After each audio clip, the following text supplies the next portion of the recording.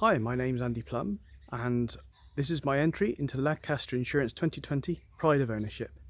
It's my Mark III Reliant Robin, and something I never thought I'd own, but also something I never thought I'd design back in 1997-98 when I found myself as design consultant at Reliant, the only designer there, and so this is all my own work. And it's not often you can say as a designer that you own something that you've designed. So I'm going to turn the camera around and give you a guide through the vehicle itself and some of the original sketches I've got, so that you can see why I'm proud to own this and why this is actually a three-dimensional part of my portfolio and my career. And this is quite some years later, and I'm still finding myself lucky enough to be designing, so I'm really proud of what I've done here. So just a second. So here it is. This is my Reliant Robin, something that I have restored as a nut and bolt restoration, totally body off and nothing left unturned. It is everything has been renewed where possible or restored where I can't renew it. It was originally green. Now of course you can see it's reminiscent of Bond Bug colours, another product that we looked at Reliant, and it's been fully restored and resprayed and trimmed inside. So I'm going to go in and show you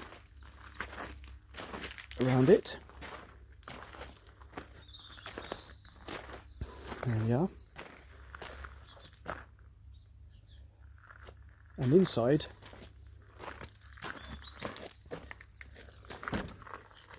I've given it a bit of a lift with some leather and Alcantara on the head lining, quilted leather on the inside, and custom seat belts and polished stainless steel with a lovely speedo and inclinometer, just in case you've already found yourself upside down. So go back to the boot area, and in here, if you pardon the close up, are the original sketches. So that's the note I got from Reliant to thank me for my work. And here are the original pen and marker sketches that were used for exploring the design themes and which lamps to use for this car. And then the original photos taken for the brochure. So obviously it was Corsa lamps that were selected like this.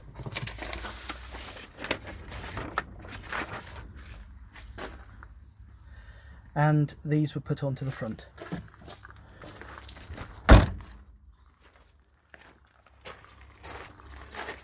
Now, inside here is the engine, buried deep in there, which has also been fully restored to race car specification. Not too much, but enough to give it a little bit more torque. Certainly not any higher speed, you don't want that. And just to make it keep up with modern day traffic. And walk around. There are the Corsa lamps.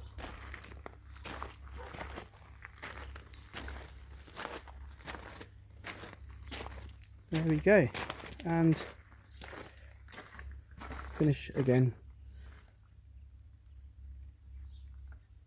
on the interior. I bought my 74 MGB Roadster in 1986 when I was just 23, and have cherished and enjoyed looking after this car, which has been a constant part of my life over the past 44 years. I'd spent over a year looking for a replacement for a Jensen Healey that turned out to be a dog. Seduced by its pristine white paintwork, as a naive 22-year-old, I'd not checked it out. The owner had filled the sills with newspaper. And so I became the third owner of UPX12N. I have a comprehensive history of the car, from the original handbook, passport service and numerous MOTs and receipts. A year later, I undertook the initial restoration and retrim of the car. Time spent scouring the then plentiful suppliers of MG parts around West London and Hertfordshire resulted in many new panels and suspension upgrades, and also the chance to model some MG branded clothing for the Owners Club. With the car complete, I was all set to head off to the south of France, only for a builder's truck to reverse over the bonnet 3 days before the trip. A speedy repair and all was back on target. A year later, on another trip to the south of France, this time with my soon-to-be wife Francine, the car performed perfectly. The following years passed quickly with many enjoyable trips away in the MG. I'd always admired the subtle enhancements to make minis more luxurious by companies such as Radford and Wood & Pickett, and more recently the bespoke offerings from Frontline Developments for the MGB. And whilst there are numerous upgrades available for the MG, I didn't want the exposed screws showing of a walnut dash panel or a more kit part feel on offer. And so, with our 30th wedding anniversary looming, I decided it was time to refurbish the MG for the second time in my ownership, while also subtly improving the car where I could to make it even more enjoyable. With the rear wings needing attention, I decided a full bare metal respray was in order. So, while the car was in the workshop, I started to research ways to upgrade the car in the spirit of the 1960s coach builders. First up was the glass. A cracked screen needed replacing, and keen to retain the top tint fitted by the previous owner, I decided to change all the glass to have the sundim green tint popular in the 1970s. Turning to the interior, I chose to recover the dash top, crash rail and door cappings in leather to match the patina of the premium leather used for the heated seats, which also now featured a subtle embossed MG logo. In addition, I replaced the hard plastic centre console with a leather console with twin French stitching. With the metal dashboard out for a repaint, I replaced the instrument chrome bezels and upgraded the poor instrument lighting with LED bulbs. To complete the high-end look of the interior, I replaced the interior door handles with chrome handles, purchased a new motor lead steering wheel boss and a matching aluminium gear knob, and finally a period-looking radio that is in fact a modern DAB and Bluetooth unit that is also iPhone compatible. A final flourish, and with re-chromed bumpers and grille, I was able to source a better quality enamel boot badge to replace the plastic original. And now the car is complete. It still feels and drives just like a very well sorted MGB, but with an interior that feels like something that is a class above, more in keeping with the bespoke look I was after.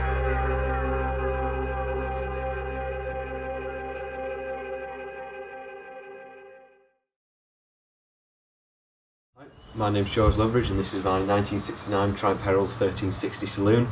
Ordinarily used as a daily driver, but with Lockdown 2 coming up, it's best just to tuck it away in the garage, do a few jobs to it, make it look all nice and shiny, and attend to a few things that need doing that cropped up as a result of it being used every day since February. Starting at the back of the car, I've made my own boot carpet out of an old rug and some kitchen lino, which I've cut down to size so it fits, saves me spending a lot of money on a boot carpet, along with an umbrella, a petrol can, a tow rope and some basic roadside tools for if anything does go wrong with it.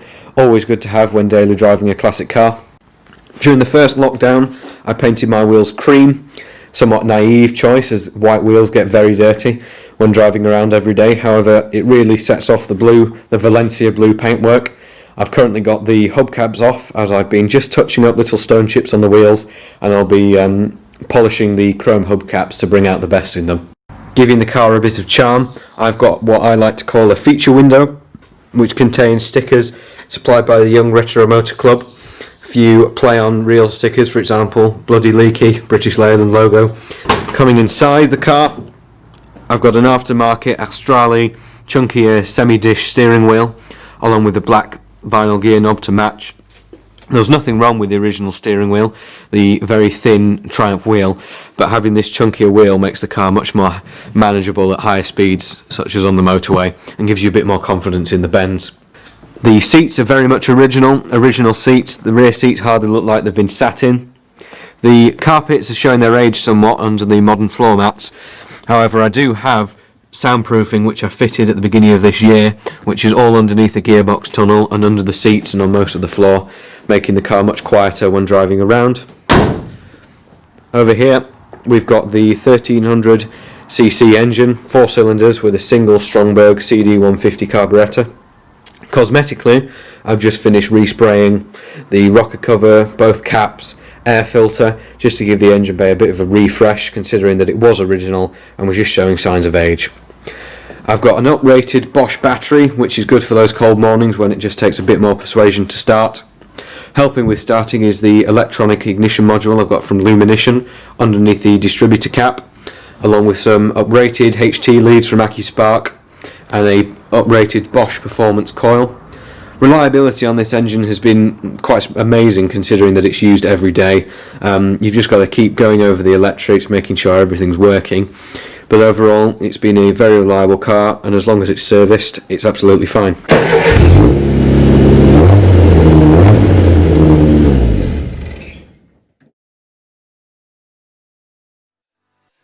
I think it's about the handling of the car. I've read a lot into them, you know.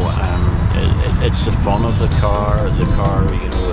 I came across it, one in Sheffield in England, which was an automatic, and I converted it back to manual, and then I started in the modification end of it. I started then adding different things. Although we don't get much sunshine in Ireland, but I like to go somewhere that's hot, you know, to drive it, you know, so you can keep the roof down more often, you know. Hi, I'm Ian, and I drive a 1981 Mazda Miata MX-5.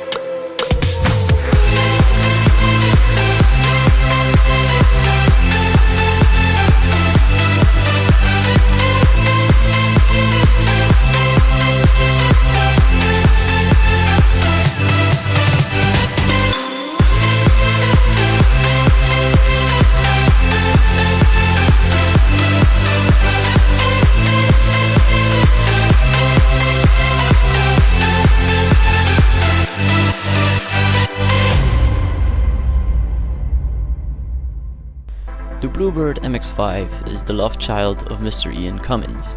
His MX-5 love story started with a former girlfriend who had a red NA Miata, and when that relationship ended, Ian was on the hunt for his own piece of the MX-5 lifestyle.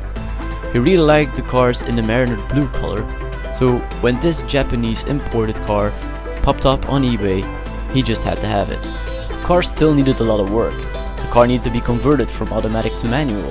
It needed to be brought back to the original Mariner blue color it was delivered in. Luckily, Ian got help from friends in body shops, friends in detailing, friends who did the graphics, and in the meantime the car got the nickname Bluebird from Ian's mother. Ian really enjoys his MX-5, and his friends were noticing how beautiful the car was turning out and asked him, why don't you go show your car? And Ian did. Ian's car got appreciated a lot at the car shows, so Ian started adding modifications to compete in the shows. To this day, Ian still drives the car to every car show and still keeps adding to the car, because in his words, the car is never finished. Hi guys, my name is Mark Stewart and this is my Ford Escort RS Turbo. It was first registered on the 28th of September 1990 and I'm the fifth owner. It's got 45,000 miles from new and it's never been restored or welded. It's just as it left the factory. I've always had a passion for 80s and 90s Fords. I had my first RS Turbo at 18 years old and I like the originality of cars and it took me a long time to find this. I've just spent a long time detailing it underneath in the engine bay, which I'll show you in a minute. But I like to leave things as they left the factory. You know, it would be so much easier to unbolt something and clean round it and bolt it back. But somebody in the Ford factory has bolted that on, torqued it up, put the marker on to say it's been torqued. So that's how I like to leave them. So we'll have a little walk round.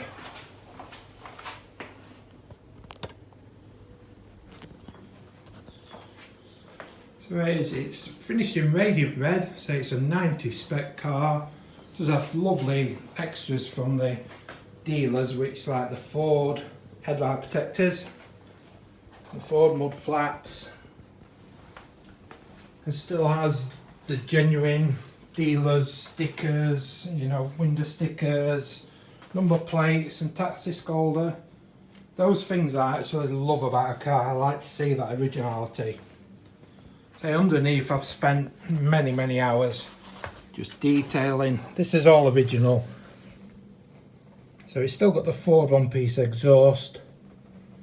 It's just, you know, cleaned and many scraped knuckles doing this. Somebody who doesn't know will probably think, well, that's been sprayed, that's overspray. But no, these cars left the factory with a white floor pan, and then the colour of the car would have oversprayed, you know, onto the bits. What wasn't masked, obviously. So as you can see there's the white with the red overspray. So that is genuine as it left the factory. Does have aftermarket tyres on, because I like to use the car, I like to run them out. But there is a set of factory period tyres, which will go on for show season, but obviously it's 30-year-old rubber, so we've got to think about safety.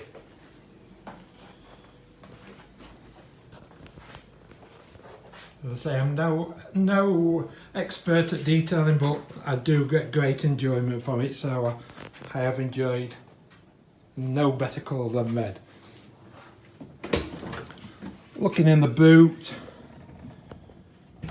no 6x9 speakers, which we always used to do in the parcel shelves, no holes cut in them. You know, under the carpet still has the PDI stickers. Original tyre and wheel, which has probably never been fitted by the looks of it. Going around to the interior, these cars suffered badly from sagging seats and door cards. That's pretty good. Tapes. You need tapes in a 1990s or 80s car, as well as the air freshener. And there we go, 45,000 miles. Still got the Ford waffle mats in as well, which are rare things to get hold of now. So going around the signature RS turbo fence. Looking at the front, again dealer number plates. And under the bonnet, so I've detailed this. Yeah, without removing things, like I said, don't like to remove things, so as you can probably imagine, things like getting down there have caused a few scraped knuckles, but really thoroughly enjoyed it. Battery tray suffered badly, so to see that like that is amazing. Fantastic. It's just the originality of the car I absolutely love. You know, silly things like these little markings that we're putting in the factory to say, yep, that's been tightened and that's been done.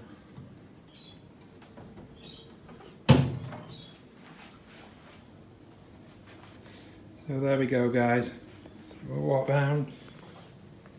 So it's lovely and straight car. I'm over the moon with it.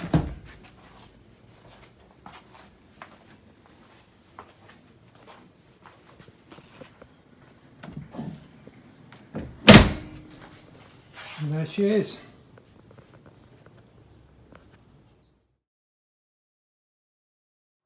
My name is Grant Howlett, and this is my entry for the Lancaster Insurance Pride of Ownership Virtual Competition. This car is a 1955 ZA Magnette. It was owned by my grandfather from new. His name was Lord Peter Miller. Lord was his Christian name. This car is a completely original example that has never been restored, purely preserved. I will now show you a few features of the car. It has the original deluxe Ace number plates. You'll see here on the badge bar I have a couple of badges for the North American Magnet Club. I took this car to America for a 10-year period while I lived there and drove it many times to many states, to many events. The original engine was rebuilt in America by an MGA expert. The only upgrade to this was an unleaded head, and the only thing grandfather added was in the 1960s a Trico electric screen wash pump. Other things that grandfather purchased for the car as accessories in the 50s was the Desmo parking rod and the Ace wheel trims. All the paint on this car is Twilight Grey original. All the interior of the car, the burr walnut and the Indian mahogany, is also original, as are the Axminster carpets and the oxblood leather. It has been cared for but never restored. Original headlining also is in this car. If I could just show you in the glove box, he purchased in 1955 and his Master's Voice radio for the car, side valve radio, and here's the original bill. Extremely expensive at £37, 10 pence. We also have the original panel still for the car in burr walnut that covered the radio panel, and the other thing we still have is the original maintenance service records for the car. First service for 500 miles was free.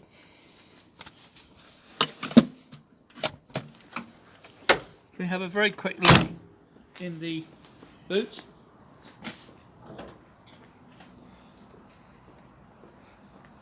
Very smart. Grandfather kept all the original tools of the car and also all the original manuals, as you'll see there.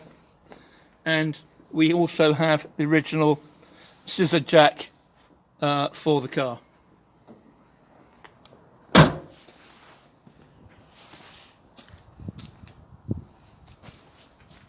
Over the years owning this car and driving it both in the UK and in the US, the car has now covered 54,000 miles only from new, but still I enjoy driving it whenever I can.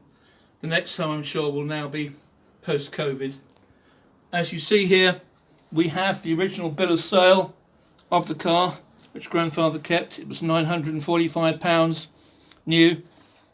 We also have a book where the car is featured on the front cover that was written about the Magnette last year by Paul Batho. And I also even have grandfather Lord Peter Miller's advanced driving certificate, amongst other things. I hope you have enjoyed my entry into the competition. Thank you very much.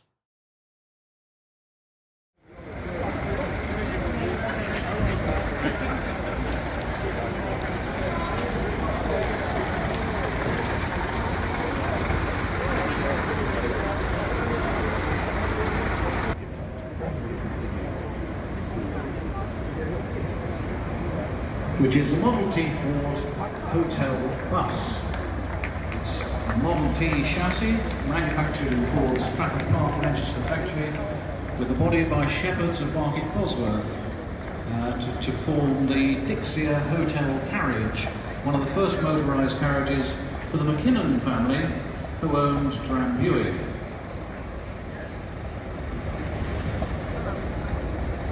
Supplied by H.K. Brown Motor Engineers of Kirkcaldy and used by Drambuie between their three offices in London, Manchester and Edinburgh. Model T, you may remember, you could have any colour as long as it was black. Production started in 1908 and finished in 1927 with 15.5 million vehicles made. This particular one dates from 1920. Can you imagine driving this vehicle all the way from Edinburgh to London? It would not be the smooth and fast journey it is today. But a bottle of two of Drambuie might actually make up the experience. Let's try it. What a good idea.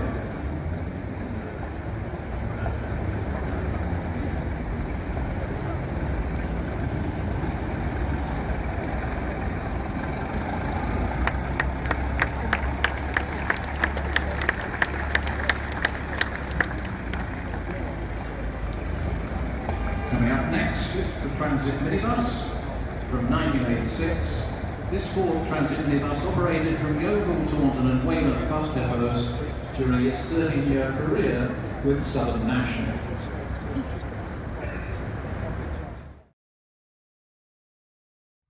Okay, here's my 1972 MGB GT. I've owned the car for just under 4 years now. When I bought the car originally, I bought it with the intention of taking it to local shows and driving it around.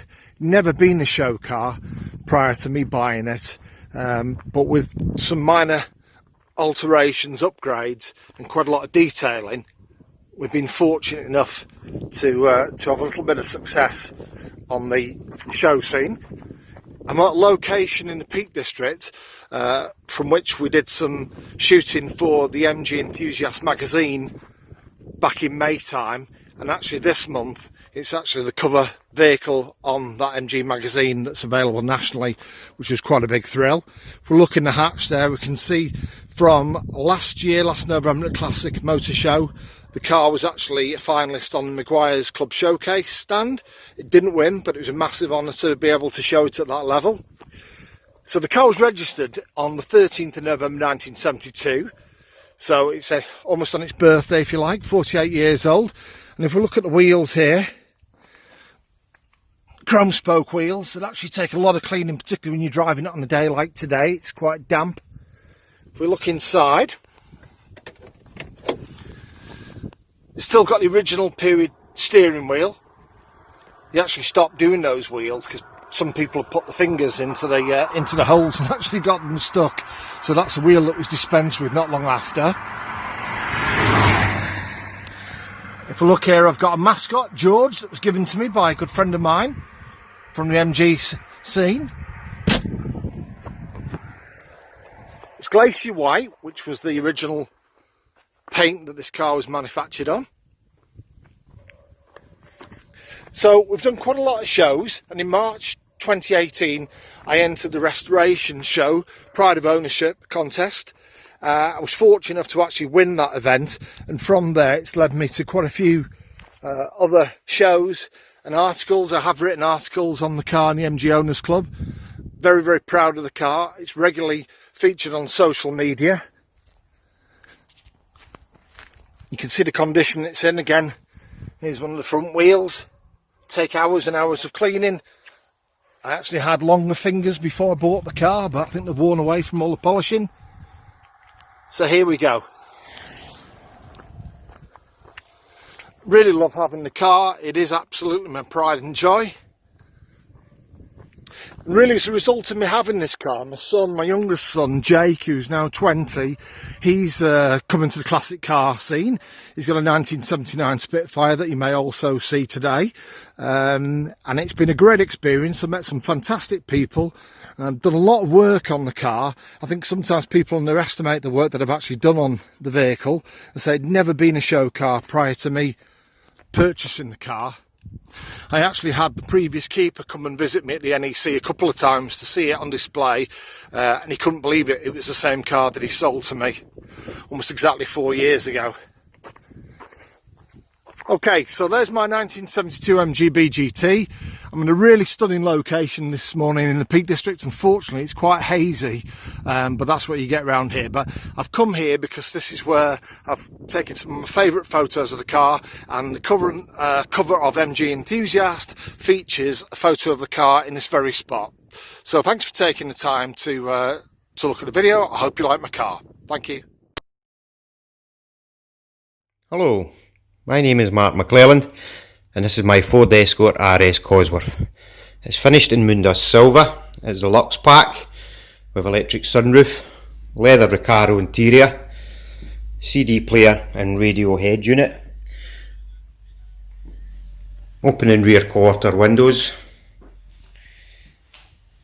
18-inch motorsport rally style wheels,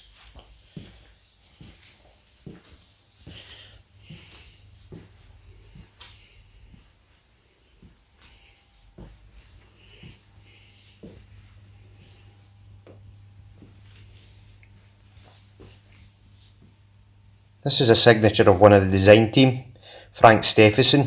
better known for Ferraris, McLarens, BMW Mini, BMW X5, but he was also part of the designs team for the Ford Escort RS Cosworth, mainly dealing with the rear end and that iconic spoiler. There's no mistaking an Escort Cosworth when you see one of these.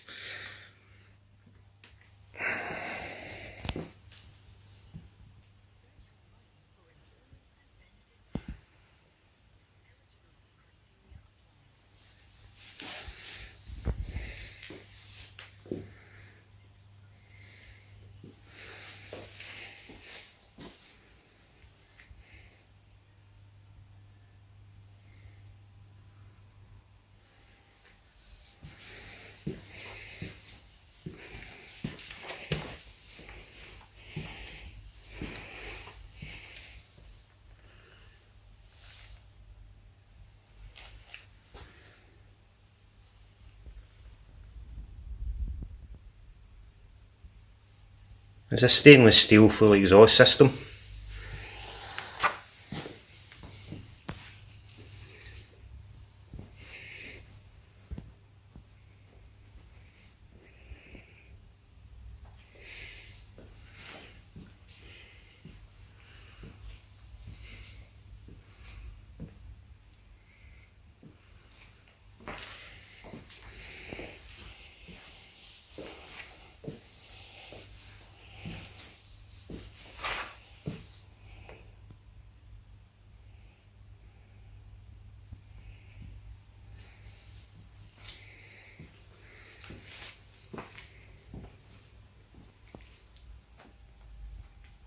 I hope you enjoyed looking round my car. If you would like to vote for it to win the virtual pride of ownership, then I would very much appreciate your vote, and thank you very much for taking the time to do that. Goodbye. Hello, I'm Guy Loveridge. This is the family's 1958 3.4 special equipment Jaguar Saloon, better known of course retrospectively as the Jaguar Mark 1. This car was ordered as a special order via Ripon Brothers of Huddersfield and went to its happy new owner in the summer of 1958. Special equipment because it has a C-type engine and disc brakes all round. This car has been in the family for a number of years. It won the Coombs Trophy at the Blenheim Palace Concours a few summers ago, and we enjoy using it throughout the year, taking it to events all over the country. The engine bay, as I say, features a 3.4 world famous XK engine. This is on twin SU carburetors on a C-type head. It's got a harmonic damper, crankshaft dampening, and it goes very well. We've seen a genuine well over 100 miles in overdrive top from this car on the former Minx test track at Sherburn and Elmet.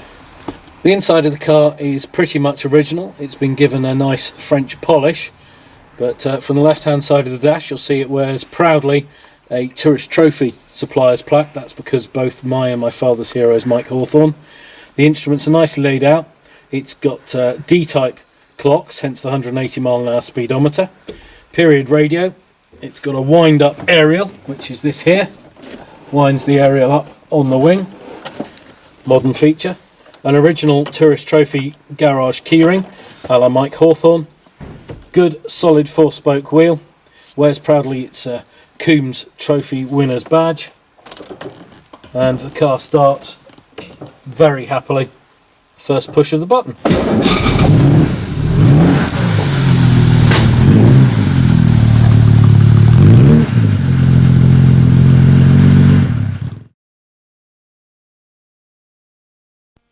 Hello, my name's Paul Hibbert. You're looking at my Porsche 914 1.7. She is a 1973. She had a bare metal restoration just over 3 years ago. She's had a complete reupholstered interior, a new engine, but is now running on dual Dell'Autos rather than the original injection system. She's quite unique. There's not many of these about. She turns heads and gets many comments at the shows that she attends. Thanks for looking.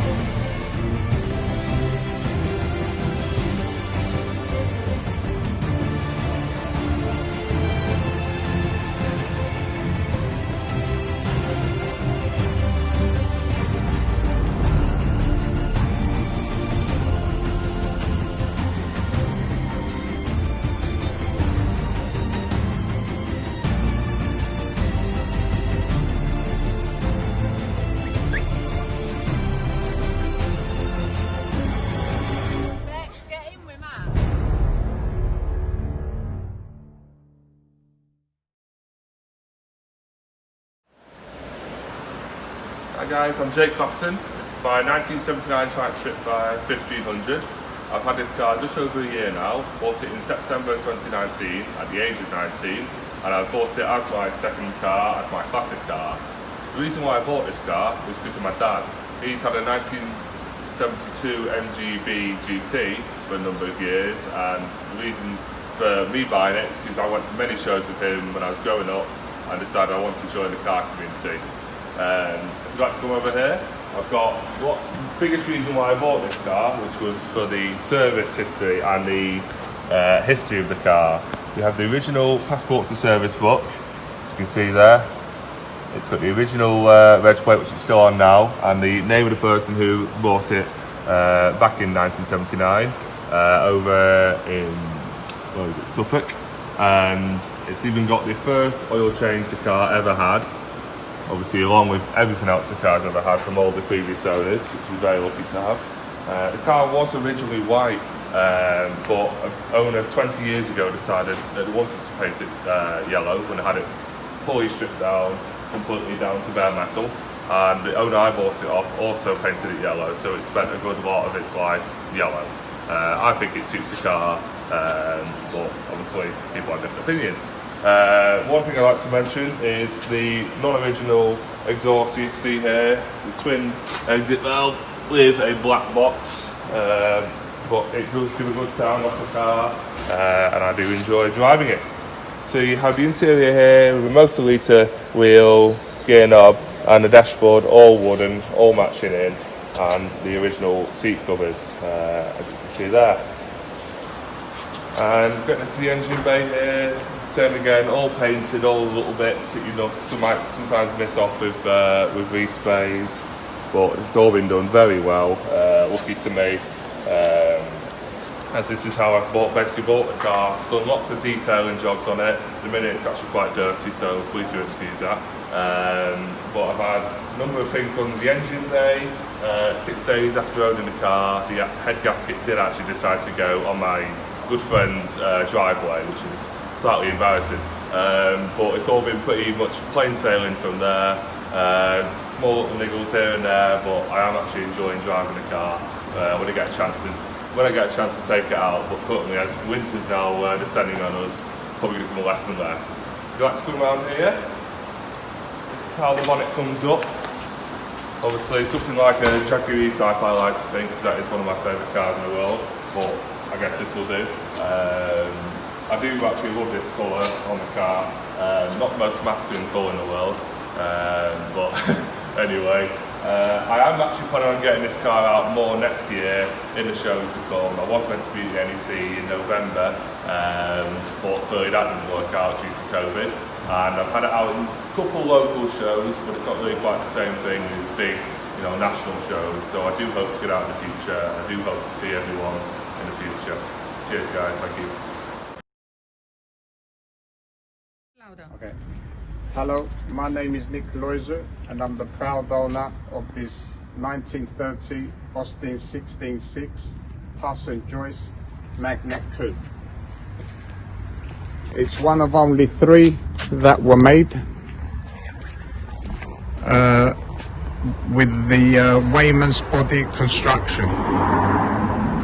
It was found in 1979 in a Welsh barn by Graham Thomas, who asked his friend Gareth Jones to come and have a look at it, and it took Gareth 24 years to restore this car.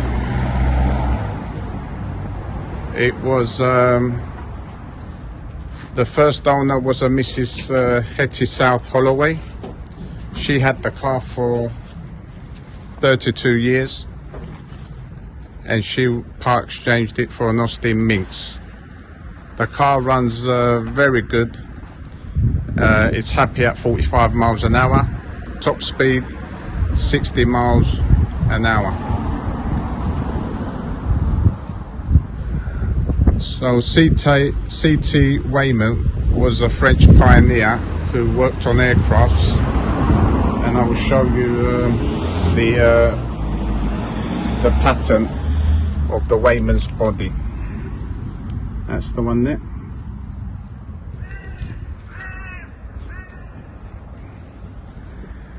and the engine, again, it's been restored to a very high standard.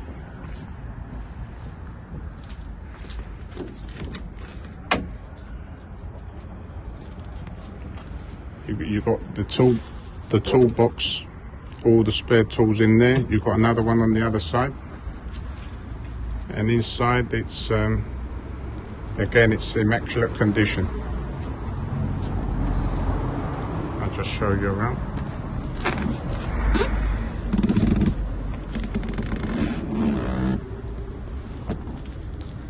And I'll just show you the Puss and Joyce dealership badge. Puss and Joyce were, they had quite a few showrooms, and this one was up in the West End. And back then, it was the cost of this car was £295. And it's got a sunroof, and there's another Weymouth's body badge, which I'll just show you just there. Thank you very much for looking at my car.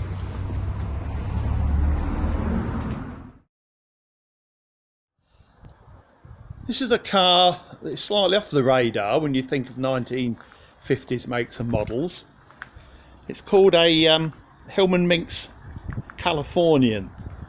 This is a 1956 example. The Roots Group owned a business in London called Thrupp and Mabley, which were coach builders.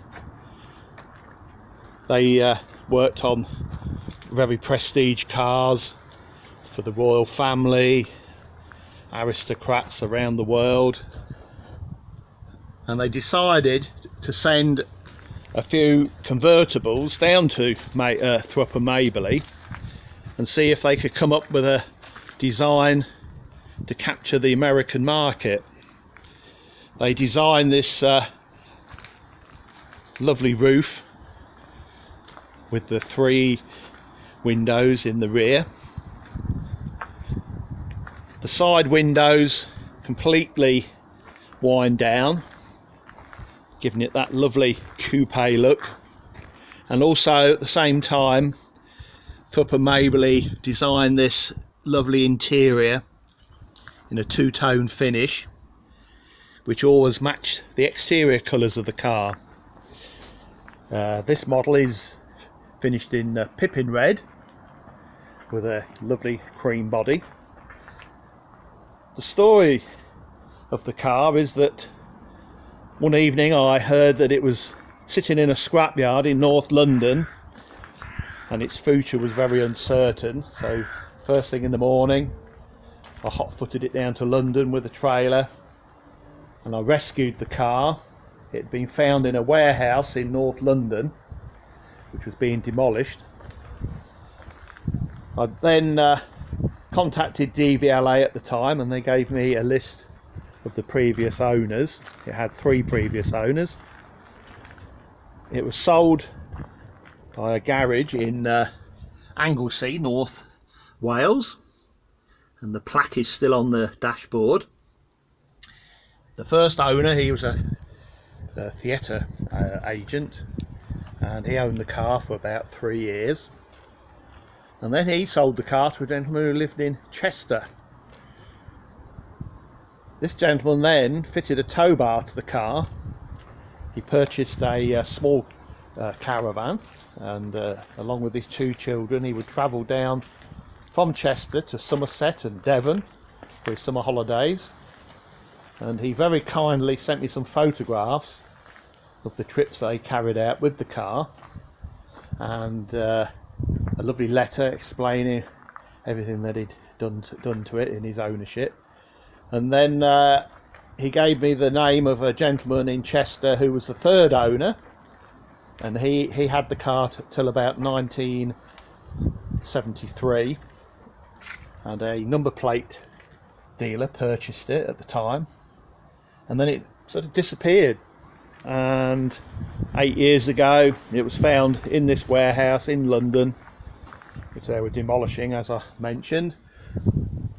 I wanted to keep the car as totally original as I could, unfortunately the paintwork has seen better days, so I gave the car bare metal respray, but when I fitted everything back on the car, I refurbished, repaired, and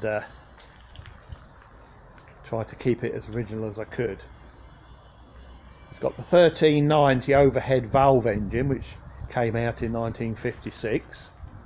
It's got a column change, 4-speed gearbox. It's one of my favourite cars for my collection because it's just got that lovely look about it.